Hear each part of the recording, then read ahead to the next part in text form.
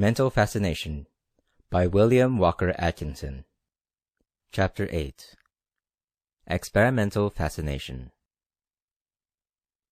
In this work, I shall give the student an idea of the methods of conducting experimental work in that phase of fascination which has been called mental impression, etc., following the lines of the best investigators and experimenters in America and Europe. My reason for so doing is that the student may have a thorough idea of the practical work, even though he may not wish to conduct such experiments in person. I think that everyone should be made acquainted with these things as a matter of knowledge, and also for purposes of the self-protection which arises from an understanding of the subject. Startling phenomena explained. I also desire to satisfy the careful student and investigator that the feats, tests, and phenomena which have heretofore been regarded by the general public as inseparably connected with mesmerism, hypnotism, and sleep conditions may be reproduced without the aid of sleep conditions, and without the hocus-pocus of the public performer. The entire phenomena of mesmerism, hypnotism, etc., may be produced by simple and scientific methods along the line of mental fascination, by means of mentative induction, without any attempt to produce sleep as a necessary precedent condition. When this matter is thoroughly understood by the public, the glamour and sensationalism of public mesmeric and hypnotic performances will vanish, and the subject will receive the scientific consideration that it merits. But at the same time, people will begin to realize the mighty power of the mental influence that is capable of producing such startling manifestations in a waking state, and will seek to guard themselves against the abuse of the power. Hypnotic performances condemned. It should be almost unnecessary for me to add that I have no sympathy with the public performances of that phase of mental impression known as hypnotism, mesmerism, etc., in which subjects are made to go through all sorts of foolish and absurd performances. Outside of my objection to people surrendering their will to another in this way, I feel that such exhibitions are lacking in feeling, good taste, and often in decency. To say the least, it is making horseplay of a scientific phenomenon. I have nothing in sympathy with such manifestations or exhibitions, and shall speak of them in this work only to condemn the methods employed. Scientific methods. In my remarks and instruction, along the line of scientific methods, along the lines of the best authorities upon the subject, and in accordance with the rules observed at the best conducted experiments of such authorities, at which experiments I have frequently been present, I wish my students to place themselves in a scientific attitude of mind, just as if they were attending lectures on the subject at some leading university in its scientific course.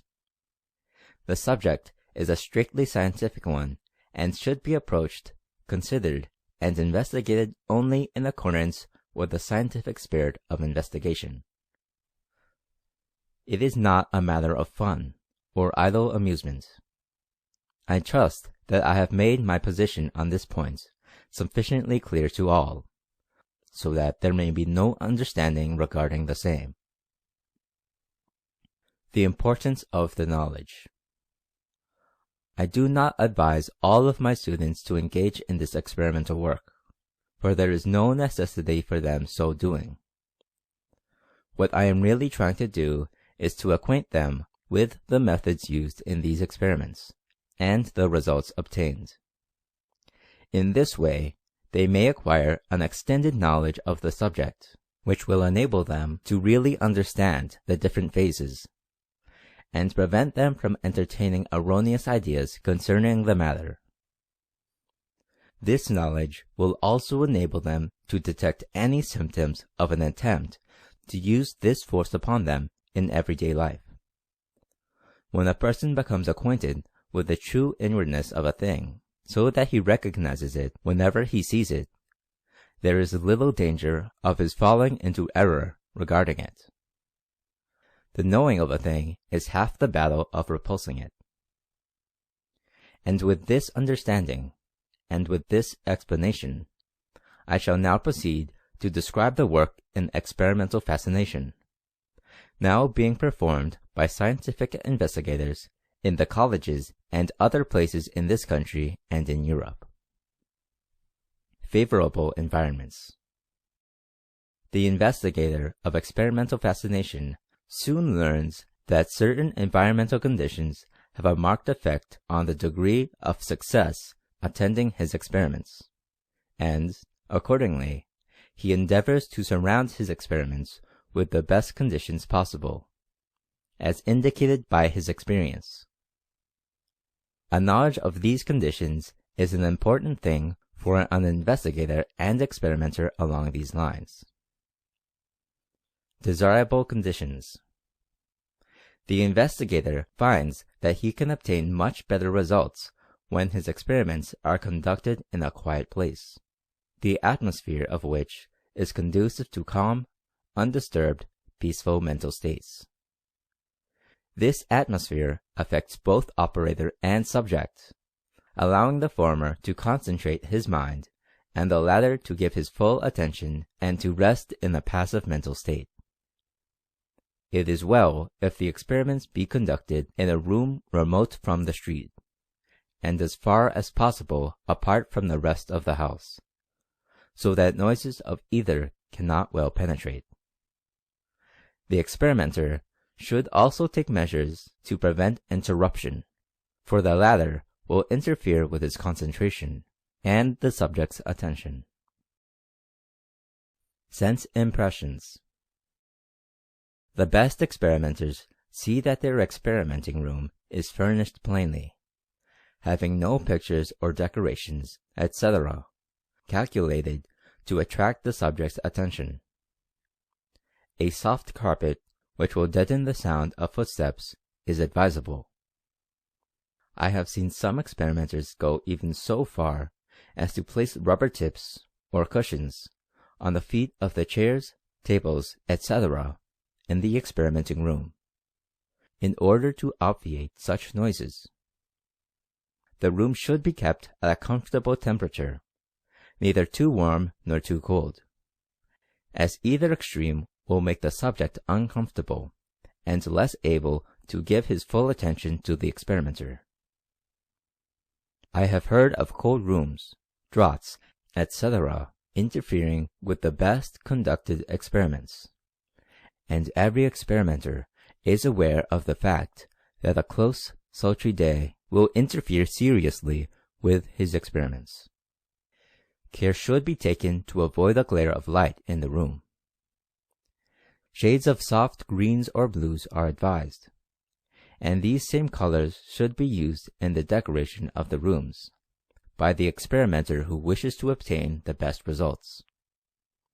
Remember the expression, a dim, religious light, and you will get the right idea. Psychological effects.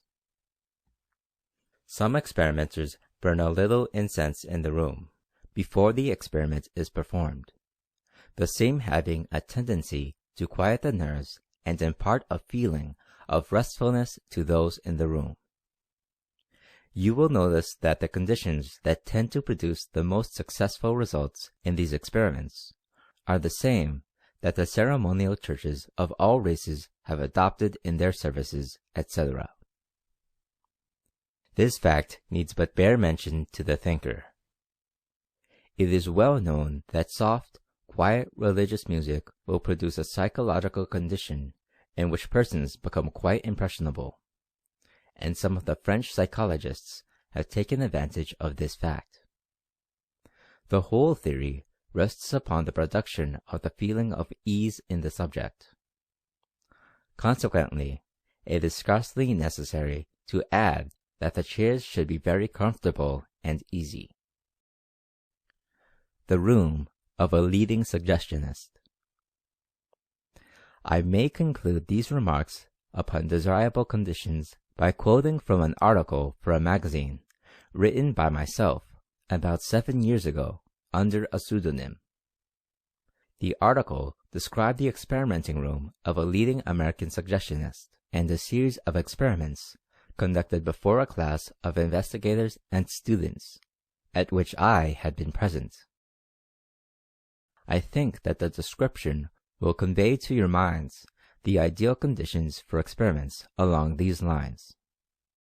I said in the article, "The room is well ventilated and lighted, although there is an absence of glare. It is remarkably quiet and free from disturbing sounds and sights. The air of seclusion and remoteness from the scenes without being very marked. The impression grows upon one and reminds him of the interior of some quiet old rural chapel on a summer afternoon, when all around seems to indicate the lack of existence of an outside world, save the occasional breeze faintly fanning the cheek, and some muffled sound seeming to come from some far distant point, and perhaps the droning of some stray bumblebee that had chanced to float in the open door.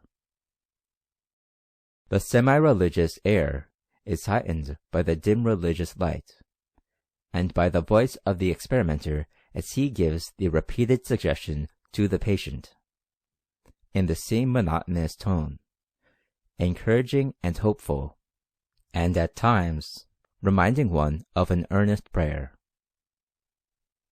The surroundings, the stillness, the tone of the operator, the reclining position of the patient, all give the strongest suggestion of quiet, calm, peace, ease, and rest, freedom from care and worry, relief from pain and trouble, nirvana. The influence of these suggestive surroundings is distinctly felt by the visitor, and he also unconsciously assumes the role of the attendant at the chapel. The writer was told by some of the patients that they soon become totally oblivious of the presence of the class, and are to all intents and purposes alone with the operator, with no other thoughts than the suggestions being made to them. I might add that the suggestions given to the patients at the beginning of the treatment were calculated to increase the desired mental state of rest, calm, and quiet. How to determine impressionability. The first thing that the experimenter does is to determine the degree of impressionability of the impressionable. There are a number of ways to determine this. One of the methods that have been found the most effective is to have the impressionable partially extend his left hand and arm until an easy position is obtained. Then have him hold the hand with palm downward, and then raise or elevate the third finger of that hand, generally known as the ring finger, holding the other finger steady and down, on a level with the palm. Then tell him that you will proceed to will that he shall feel a tingling sensation in the finger, which feeling will increase gradually, and will then begin to extend up the hand and wrist and then up the arm to the shoulder. Tell him that the feeling will be faint at first, but that it will begin to tingle more and more in a few moments, and then it will extend in the manner stated. Then concentrate your own mind on the feeling you desire to produce in him, and will strongly that it be produced. After a moment, ask him whether he does not feel the faint tingling sensation. But note this: ask him in such a way as to give him the positive suggestion that he does. This way, for instance, "You feel the tingling already, don't you?" This form of question is really a suggestion, for you state the thing before asking the question. When you say "don't you," emphasize the "don't" sharply and positively. You will find that the sensation is perceived in a moment or two, in a large percentage of cases, and in many cases the more pronounced results are obtained. The degree of sensation produced determines the degree of impressionability of the person tested. When you conclude the test, in each case, be sure to take the subject's hand, grasping it firmly and shaking it gently, saying, "Your hand is all right now. All right," emphasizing the words "all right," and saying them firmly and positively. Always say these things with an air of conviction and assurance, for there is a great suggestive quality in such tones. Testing a roomful of people. If you are testing a number of people, a roomful for instance, you should pass rapidly over the number to be tested until you have finished. You may test the whole roomful at one time, as above, if you desire. Do not act as if you were attaching much importance to the test, telling them that you are merely testing them for impressionability, etc. But when you have finished, you will know just the degree of impressionability of each person in the room, and you will thereby be enabled to select the most impressionable for the next test. Impressing the subject. Having selected the desired number of impressionables, pick out one of them and ask him to stand up before you, looking you straight in the eye. See direction for acquiring the magnetic gaze in a later chapter, saying to him, in a quiet but firm, positive tone, words to this effect: "Now give me your entire attention. I wish you to fix your attention firmly upon me and what I am saying, for in this way only can the best results be obtained. You must forget everything and everybody else in the room, and must hear only my voice and feel my thoughts. Make yourself perfectly receptive and passive to my thoughts and words. There must seem to be no one else here but you and I.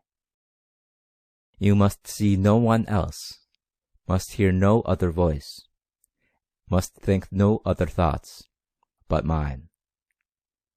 Give me your full attention now, and open yourself to the inflow of my thought." Talk to him a few moments in this strain, and then say, "That's right. Now you are giving me your full attention. You are now feeling my thought. All is going well," etc., etc., in an encouraging tone, in the same spirit as you would to a child who is trying to perform some task under your direction. Inducing relaxation. Instruct him to relax all his muscles, to take the tension off of them. Tell him that in so doing he will draw his will away from his muscles, which is just about what really happens. If he seems to be slow at grasping the idea, give him a practical illustration of relaxation by lifting one of his hands and then letting it drop.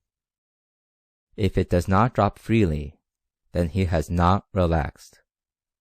Try him until he learns just what relaxation means.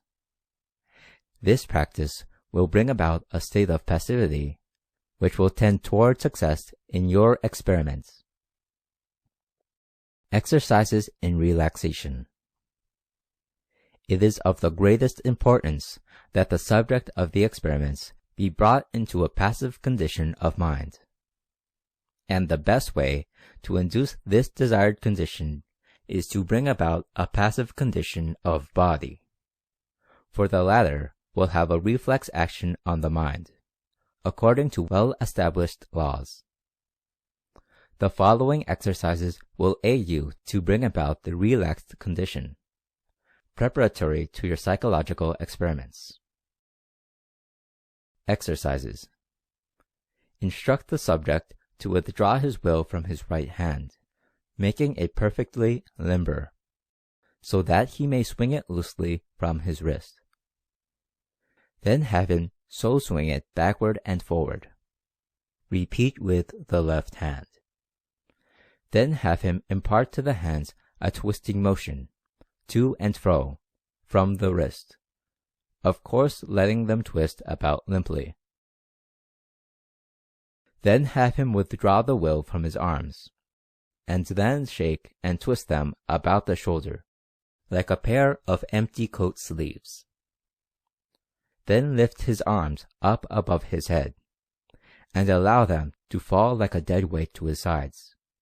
The falling must be occasioned by the weight of the arm, and not aided by his will. His will must be withdrawn entirely. The above exercises may be varied and amplified, as found desirable. Putting subjects at ease. Some of the best experimenters take considerable time in putting at ease the persons who offer themselves as subjects for psychological experiments, and at the same time they bring about the desired state of relaxation. They realize the distaste and fear that anything like hypnotism inspires in the minds of people, owing to the public performances thereof, and they avoid any suggestion of similar conditions.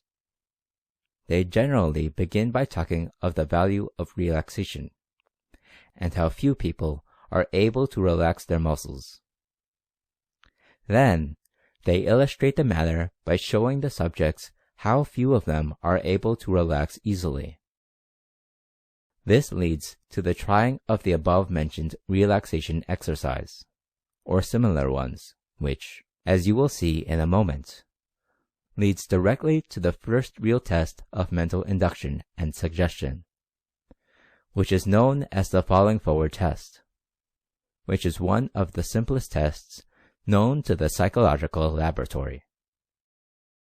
From that test to others is merely a matter of successive steps.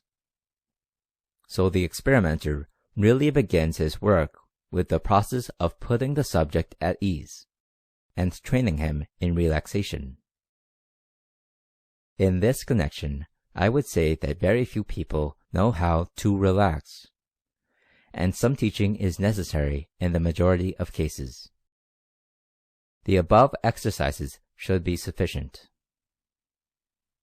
The primary test.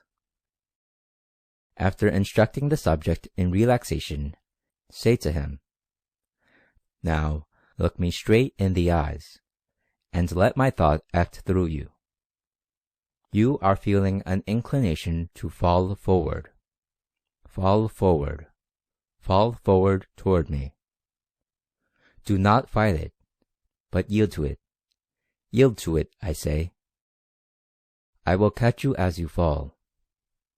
Now fall forward toward me slowly. That's it. You are leaning a little now. Come on. Come on. Come on now.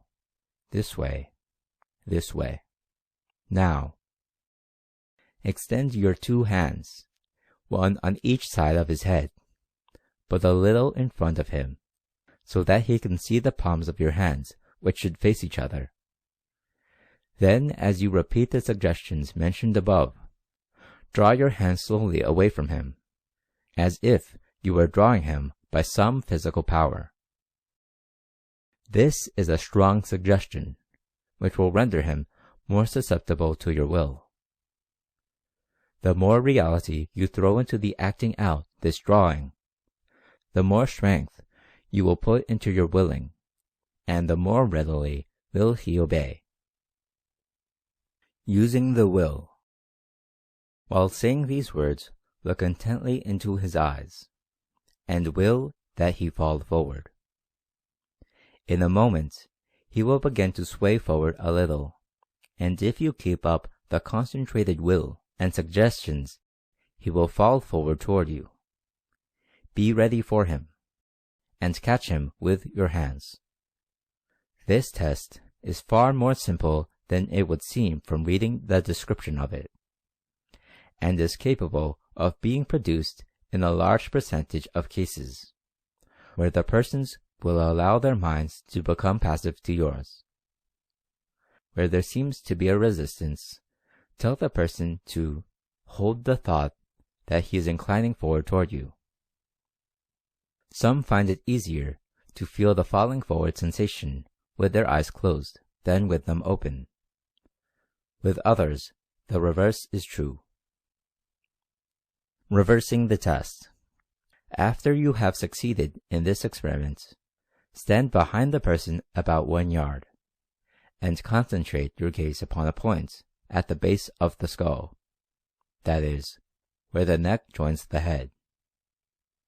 Then tell him that he will experience a falling backward sensation, just as he did before in the falling forward test. Be sure to tell him that you will catch him when he falls, etc., in order to reassure him. Use the same tones, etc., as in the falling forward test, except that you will substitute the word backward for forward. In a few moments, you will obtain the same result as in the falling forward. Both of the above experiments are among the easiest tests known to experimenters, but they are important inasmuch as they serve to inspire confidence in himself, in the mind of the experimenter, and a passive confidence in the mind of the impressionable. Then it is always well to begin by some easy tests, and then work up by degrees to the more difficult ones, even upon subsequent occasions. The fastened palm test. The next test may be as follows. Tell the impressionable to place the palm of his hand upon your own, allowing it to rest there a few moments, withdrawing all of his will from his hand, and leaving it perfectly relaxed and like a dead weight. Then tell him that you are going to fasten his hand to yours by thought. Then, looking him straight in the eyes, say, in a strong, firm, positive tone, "Now you can't take your hand away. You can't, I say. Try, but you can't. Try, try, try. You can't, you can't, you can't, I say," etc. Always accent the word can't in these experiments, for that is the word you wish to emphasize and drive home in his mind. And you must, of course, accompany your words by the thought, "You can't, you must will that he cannot." Remove the impression by saying, "All right, now, all right." The locked fingers test. Your next test is that of fastening his own hands together. This is accomplished by getting him to lock the fingers of his two hands together, holding them as tight together as he is able to do, using his will actively in so doing. Then say to him, "Now do not resist me, but remain as you are. Now you can't unloose your hands. You can't, I say, you can't. Try, but you can't," etc., etc., at the same time concentrating your gaze and will upon his hands, thus holding them together. It may help you in the beginning to hold his hands together with your own, at the first, and then gradually loosen your own until they are entirely away from his hands, repeating your suggestions meanwhile. Remove the impression as previously instructed. The clenched fist test. Your next test may be that of preventing him from unclenching his fist. Proceed as in the last test, telling him to clench his fist together as tight as he can, and then you must say to him, "Now you can't unclench it.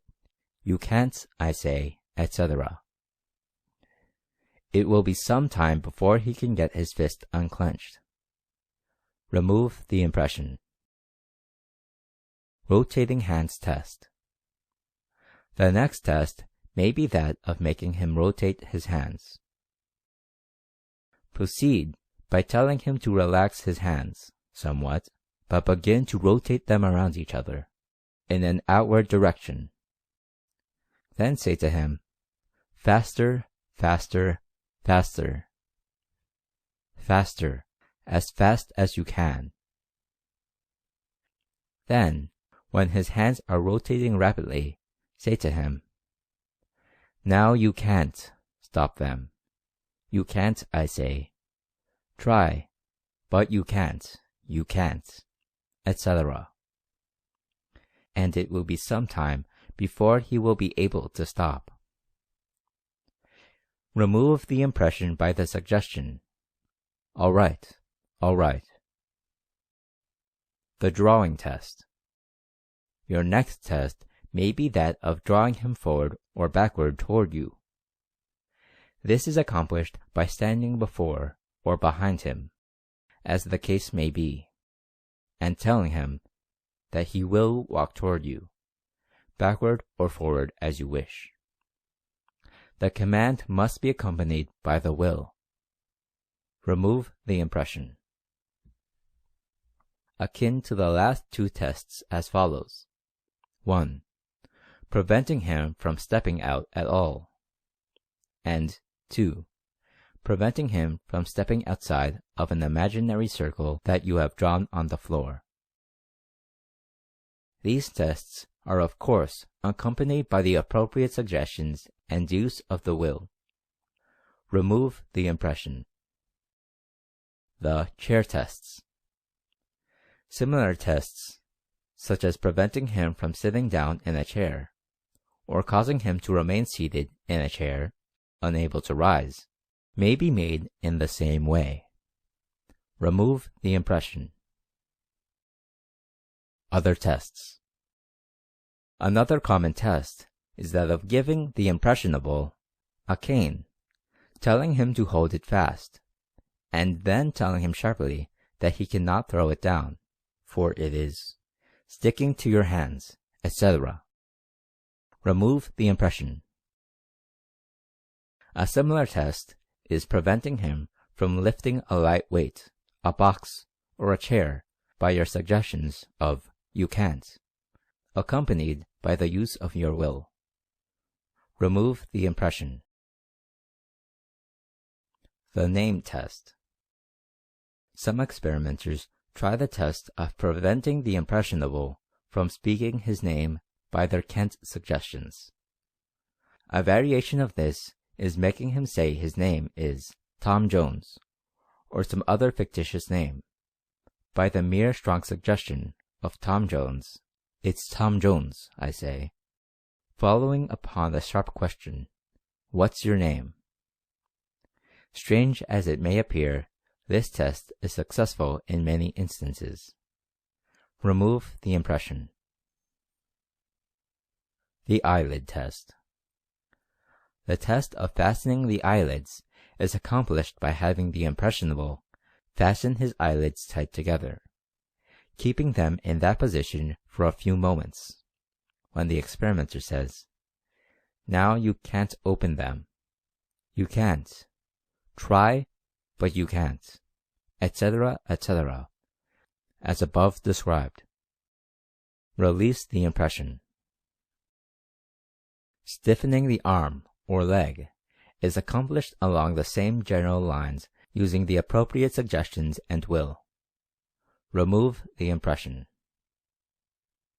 The catalepsy test. The catalepsy feat of the professional hypnotists is but an enlargement of the above muscular tests. and consists of producing a condition of rigidity all over the body of the subject. I do not advise conducting this test, for accidents have occurred in some cases, and there are other reasons why it is not advisable. I mention it here merely as a matter of scientific interest. Notwithstanding the claims of the hypnotists that this test is capable of being produced only when the subject is in the deep stage of hypnosis, known as a cataleptic stage, all psychologists know that it may be produced in the wide-awake condition, and is merely a muscular test, having nothing whatever to do with the sleep condition. One underlying principle. You will see that one law governs all of these tests, and thousands of others of a similar nature which may occur to the experimenter. It is all a matter of the use of the will and the suggestion of the experimenter, accompanied by the relaxation of the will of the other person. The law of mentative induction is the real cause behind the phenomena. The suggestions render doubly efficient the will power of the experimenter, by giving the mind of the impressionable a mental image around which his mental poles materialize an action. Muscular tests and beyond. The above tests are what are known as muscular tests, all depending upon the control of the muscles of the impressionable, by the will of the experimenter. Many of these tests are believed by the hypnotists and mesmerists to be possible of production only when their subjects are in the sleep condition, or at least only after they have been put to sleep and then aroused. As a matter of fact, sleep conditions have nothing whatever to do with this phenomena, as may be proven by the fact that all of the above tests may be performed without any suggestion of sleep or similar condition. There is a more remarkable class of phenomena than the above mentioned, which will be considered in the next chapter, all of which, also, may be produced without any attempt to induce sleep. This sleep delusion has led people astray for many years, but now it is known that the phenomena of sleep itself is merely an effect of mental impression and suggestion, instead of being the cause of the various phenomena known as mesmerism and hypnotism. Removing the impression. Referring to my repeated caution to remove the impression, I wish to call your attention to the fact that the best experimenters lay much stress upon the advisability, if not the absolute necessity, of removing the induced condition from the mind of the person experimented upon. Otherwise, he might carry away with him the induced condition or impression, which is often far deeper and stronger than is commonly believed to be the case. I urge this upon you specially. Do not neglect it. The conditions may readily be removed by the suggestion of, "Now you are all right now, you understand. You are now all right," accompanying the suggestion by the mental picture of their being relieved from the induced condition. The gentle touch of the hand, as in patting the part that has been controlled, will help to accentuate the effects of suggestion of "all right."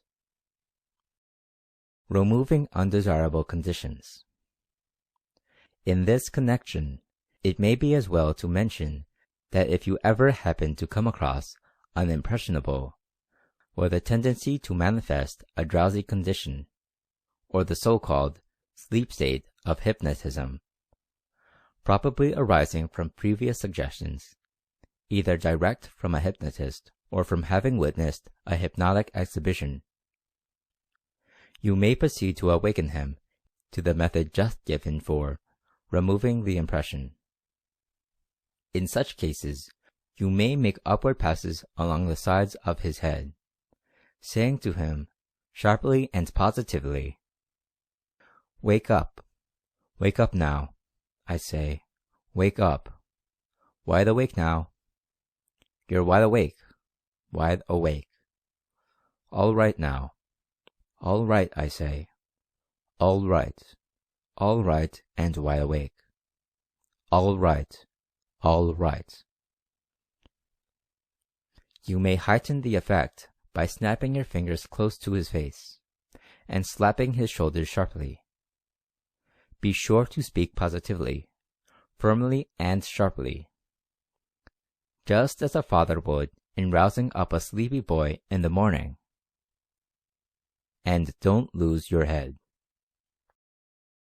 You are not likely to have need for this advice in ordinary experiments, but I give it in case you happen to come across some impressionable or hyper-impressionable, see later chapters, who may have been previously hypnotized by some operator who believed in the sleep condition, and brought same about by suggestion, see later chapters, or else some subject of the same class who has seen hypnotic subjects go asleep and induce the same state in himself by imitative self-impression.